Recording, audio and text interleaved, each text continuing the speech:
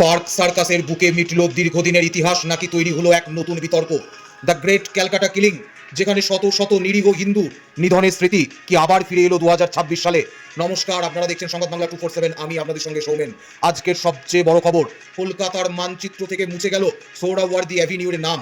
তার জায়গায় বসলো 1946-এর দাঙ্গার ত্রাতা গোপাল পাটার নাম ফলক।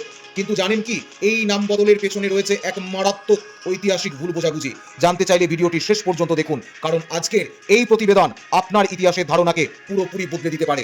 পশ্চিমবঙ্গ দিবসের দিনেই নিঃশব্দে এক ঐতিহাসিক সিদ্ধান্ত নিল কলকাতা পুরসভা।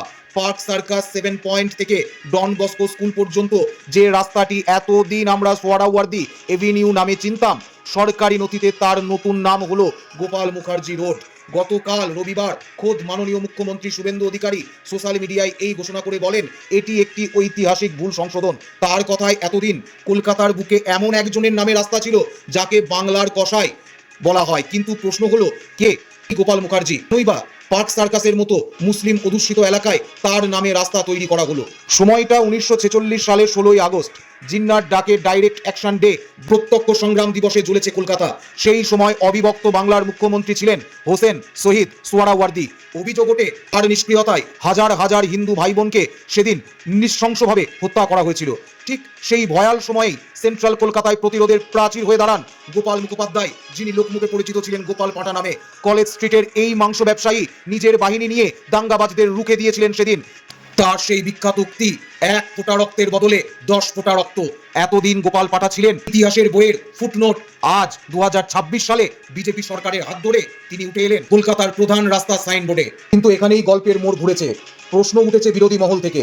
সরকার বলছে তারা বাংলার কসাই সোহরাওয়ার্দীর নাম মুছে দিয়েছে, কিন্তু ইতিহাসবিদরা বলছেন এবং বিরোধীরা বলছেন সরকার ভুল সোহরাওয়ার্দীকে টার্গেট করেছে।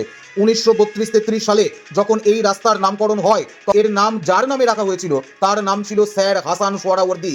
তিনি ছিলেন একজন বিখ্যাত চিকিৎসক এবং কলকাতা বিশ্ববিদ্যালয়ের প্রথম মুসলিম উপাচার্য। তিনি সম্পর্কে এই হোসেন শহীদ সোহরাওয়ার্দী, যাকে বাংলার কসাই বলা হয়, তার কাকা হলেও 1946-এর দাঙ্গার সঙ্গে তার বিন্দুমাত্র কোনো যোগ ছিল না। অর্থাৎ দাঙ্গাবাজ ভাইপোর পাপের শাস্তি কি পেতে হলো এই ডাক্তার বিদ্যান কাকাকে, নাকি রাজনৈতিক আবেগের তোড়েই ভেসে গেল আসল ইতিহাস? গোপাল মুখার্জির পরিবারের কাছে এটি গর্বের মুহূর্ত।